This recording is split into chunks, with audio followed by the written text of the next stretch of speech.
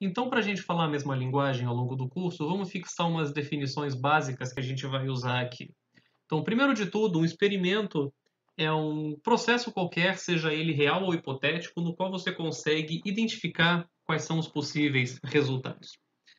Esses resultados, você vai catalogar eles dentro de um conjunto que a gente usualmente denota pela letra grega ômega maiúsculo, que é chamado o espaço amostral do seu experimento. Elementos desse espaço amostral são denotados pela letra grega ômega minúsculo, e a gente está interessado em olhar para determinados eventos, que são subconjuntos do espaço amostral. A gente vai dar uma atençãozinha especial aos eventos na aula de número 2.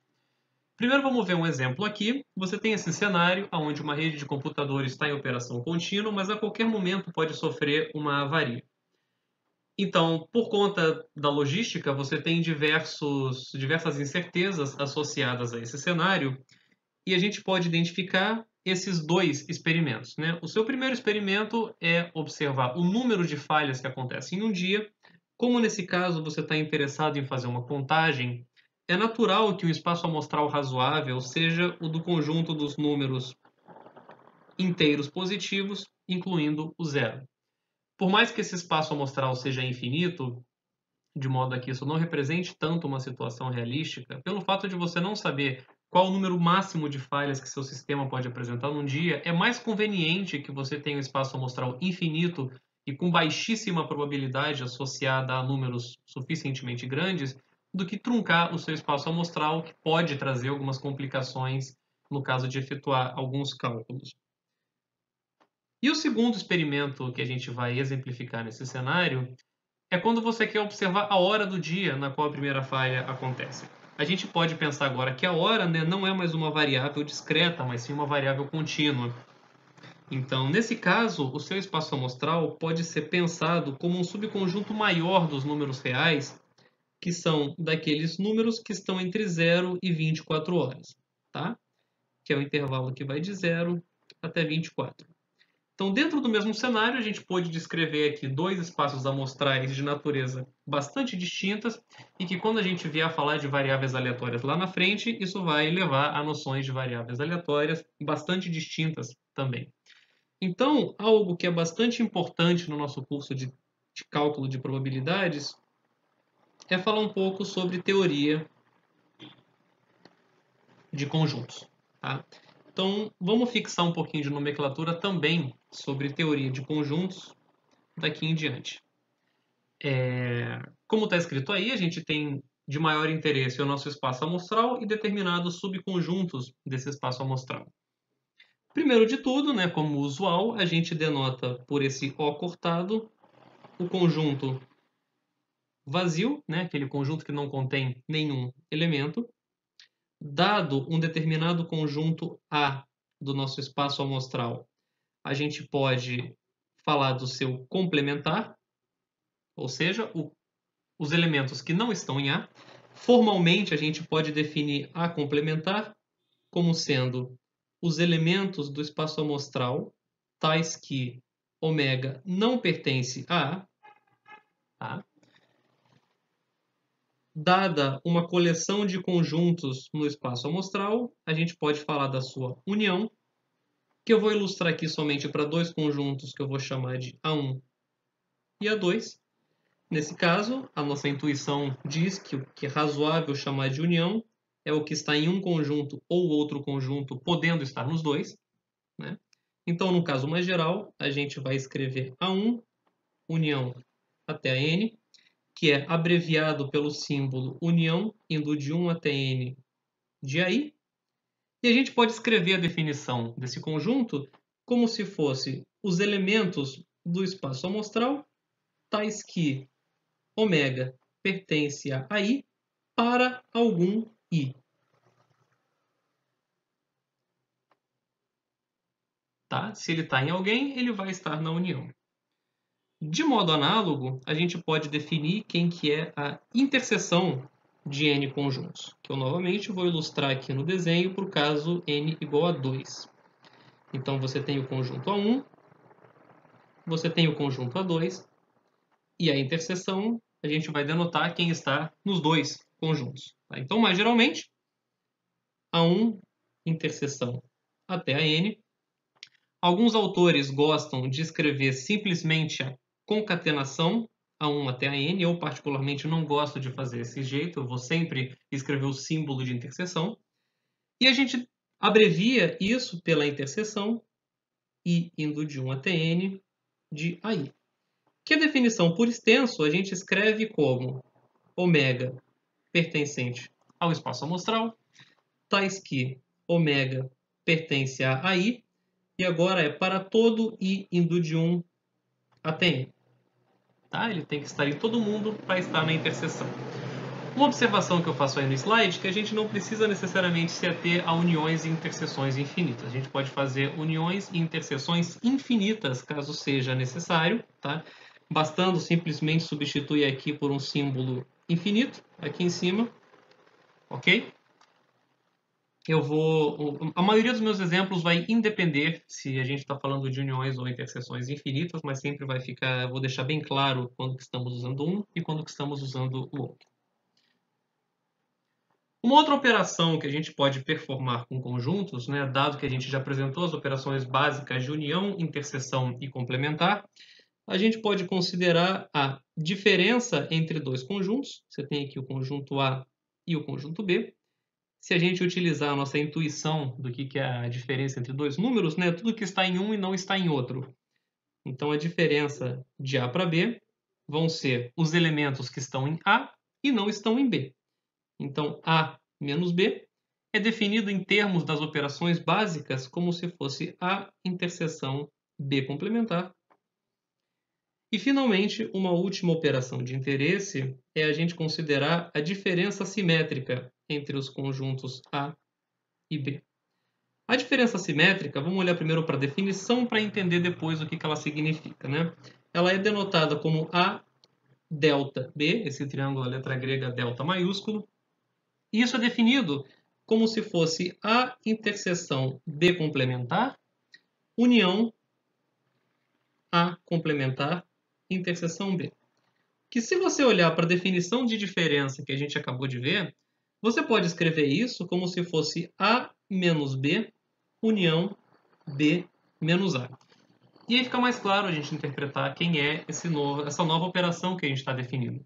A menos B é tudo que está em A e não está em B, e B menos A é tudo que está em B e não está em A. E a gente está considerando a união desses dois conjuntos. Ou seja, a diferença simétrica considera quem está somente em um conjunto ou somente em outro conjunto.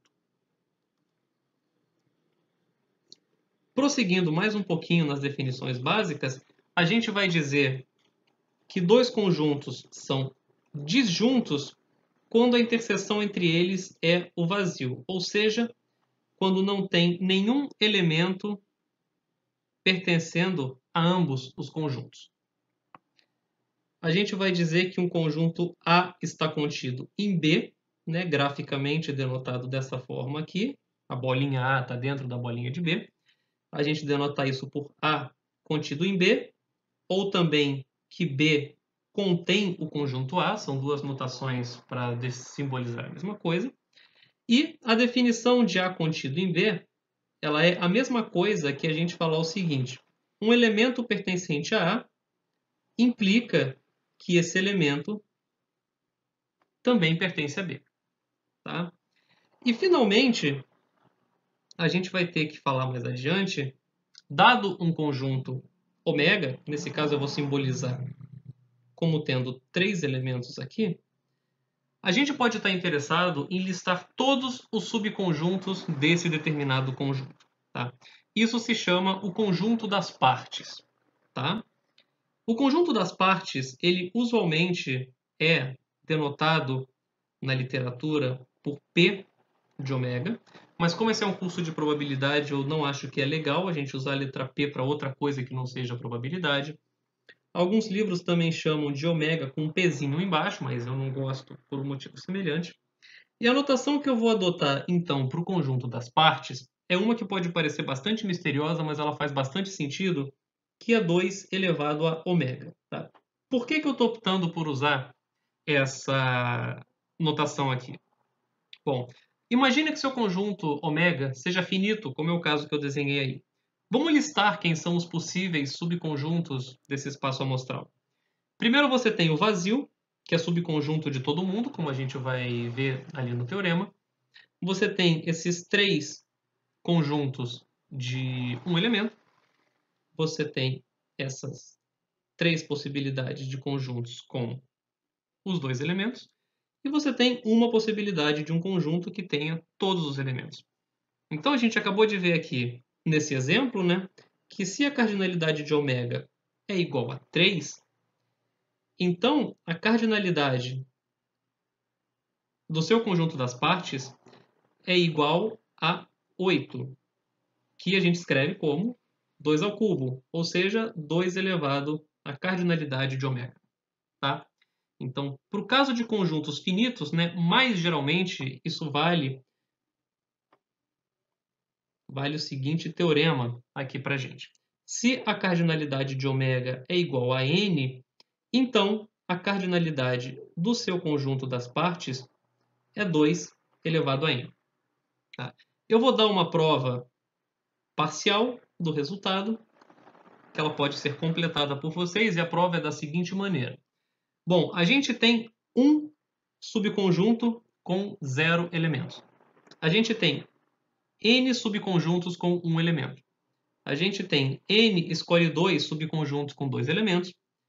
Assim sucessivamente. A gente tem n escolhe n-1 subconjuntos com n-1 elementos. E a gente tem um subconjunto com n elementos. Você pode escrever cada um desses termos como o primeiro n escolhe 0, depois n escolhe 1, n escolhe 2, n escolhe n-1, n escolhe n, e é possível provar que a soma desses números binomiais todos é exatamente igual a 2 elevado a n. Tá? Então, é por conta desse teorema que a gente vai usar essa notação para o conjunto das partes, mesmo caso a gente esteja num cenário onde o nosso espaço amostral é infinito. E agora esse teoreminha aí embaixo, ele diz para a gente algumas coisas interessantes. Tá? Primeiro de tudo, vamos notar que o conjunto vazio está contido em todos os conjuntos. Né? Vamos fazer a prova desse teorema aqui. A prova do primeiro item se dá por contradição. Então, primeiro vamos assumir que exista um conjunto que não contenha o conjunto vazio. Então, assuma que exista um espaço amostral e um subconjunto desse espaço amostral, tais que o vazio não esteja contido em A. Tá? Mas o que significa a gente falar que o vazio não está contido em um determinado conjunto? Isso significa dizer que a definição de estar contido falha, né? Ou seja, existe um elemento pertencente ao vazio, tal que ômega não pertence a A. E a contradição que a gente chega é exatamente essa primeira frase. Existe um elemento pertencente ao vazio. Né? Não existe. O vazio é um conjunto que não contém nenhum elemento. Então, assumindo como contrário o que a gente quer provar, a gente chegou numa contradição. Logo, o resultado desejado é verdadeiro. E o vazio está contido em todo subconjunto. Em todo conjunto. O segundo ponto, ele diz que dois conjuntos são iguais se e somente se um está contido no outro e o outro está contido no um. Isso vai ser bastante conveniente quando a gente quiser provar igualdades entre conjuntos, como vai ficar claro ao longo do curso. Tá? Bom, para a gente entender bem como é que prova esse teorema, A igual a B é a mesma coisa que a gente falar que um elemento está em A se e somente se esse elemento também está em B. Só que a gente pode quebrar essa flechinha de ida e volta em duas flechinhas, tá? Primeiro, ômega está em A implica ômega está em B. E para completar, ômega estar em B implica que ômega está em A. E se você olhar, a primeira é justamente a definição de A está contido em B. e a segunda é exatamente a definição de B que está contido em A.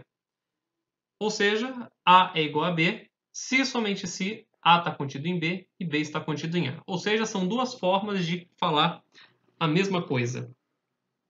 E, finalmente, o terceiro resultado de interesse é uma propriedade distributiva da união e interseção. Tá? Então, da mesma forma que o produto se distribui sobre a soma, quando você opera com conjuntos, você pode provar que a união se distribui sobre a interseção, como está na segunda afirmação, e a interseção se distribui sobre a união. Tá? Eu vou fazer a prova do primeiro e eu deixo a prova do segundo para vocês fazerem, que é bastante semelhante. Então, como é que a gente vai provar o primeiro? Vamos mostrar que esses dois conjuntos são iguais, ou seja, que eles têm os mesmos elementos. Então, tome um elemento ômega que pertence a A, interseção união em I de AI. E repara como eu não estou colocando aonde que a união termina, pode ser uma união finita, infinita, tanto faz. Tá? Então, se ômega pertence a interseção com alguém, isso é a mesma coisa que eu falar que ômega pertence a A e ômega pertence à união em I de AI. Tá bom? Então, isso é a mesma coisa que eu falar que ômega pertence a A. E agora eu vou usar a definição de união. E existe um I tal que ômega pertence a AI. Tá bom? Então, vê se vocês concordam comigo que eu posso escrever da seguinte forma. Se ômega pertence a A e ômega pertence a algum AI, eu posso afirmar que existe um I tal que ômega pertence a interseção AI. E isso, pela definição de união, é exatamente a mesma coisa que eu falar que ômega pertence à união em I de A interseção AI. Tá? Então a prova foi super simples, mostrar que os dois conjuntos têm os mesmos elementos. E o segundo item eu vou deixar como exercício para vocês fazerem, para treinar. Finalmente, para fechar essa aula, eu vou dar um exemplo e vamos escrever alguns eventos na forma de conjuntos. Tá? Essa é uma grande habilidade que a gente vai ter que treinar ao longo desse curso, que os problemas, não só nesse curso, mas também como qualquer situação quando você tem que lidar com probabilidade, as situações são descritas em português e a gente tem que aprender a traduzi-las para o matematiquês. Então, nessa situação, você vai fazer o lançamento de 10 moedas. Cada observação de cara você vai associar ao número 0 e cada observação de coroa você vai associar ao valor numérico 1. Tá? Como não é dito para você qual evento é de maior interesse, você vai considerar o maior espaço amostral possível. Ou seja, dos vetores de tamanho 10, né, ômega 1 até ômega 10, tal que cada ômega i pertence ao conjunto 0,1. Né? Cada possível saída é cara ou coroa. Isso daqui não é nada mais do que o produto cartesiano desse conjunto 0,1 consigo mesmo 10 vezes. Então, esse é o espaço amostral mais geral que você consegue ter para descrever esse experimento. Alguns eventos de interesse que a gente pode ter são os seguintes. O evento 1 é o jésimo lançamento foi coroa. Então, nesse caso, você vai olhar aqui para o seu vetor de 10 elementos. Você não está interessado em olhar no que acontece em nenhum dos elementos, somente no que acontece no elemento ômega-j. E você quer que esse elemento seja igual a 1, né? Porque você quer que no lançamento j você observe uma coroa. Então, a maneira como você vai escrever esse evento e como ele depende de um determinado valor j, é razoável colocar esse índice j nele, vai ser quem? A gente escreve como os elementos do espaço amostral tais que a jésima entrada é igual a 1. Tá bom? O segundo evento de interesse é o seguinte: pelo menos um lançamento foi coroa. Bom, então nesse caso pode ser que o primeiro lançamento seja coroa, o segundo lançamento seja coroa, ou o 10º lançamento seja coroa, ou mais de um seja coroa. Tá? Então, como você não sabe qual que é, né, mas você sabe que pelo menos um foi coroa, é razoável que esse evento seja descrito em termos do evento já descrito no item 1, como a união J indo de 1 até 10 de AJ. E, finalmente, o terceiro evento de interesse é todos os lançamentos foram cara. Tá? Eu vou chamar esse evento aqui de C. Bom, se todos os lançamentos são cara, claramente eu só tenho uma possibilidade, né, que é o vetor onde todas as entradas são zero. Mas às vezes, dependendo do problema em questão, pode ser interessante escrever um evento em termos de eventos previamente já considerados.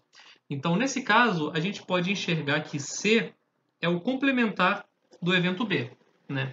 Se o evento B é pelo menos um lançamento foi coroa, quando a gente nega essa sentença, a gente está falando que nenhum lançamento foi coroa, ou seja, todos necessariamente têm que ser cara.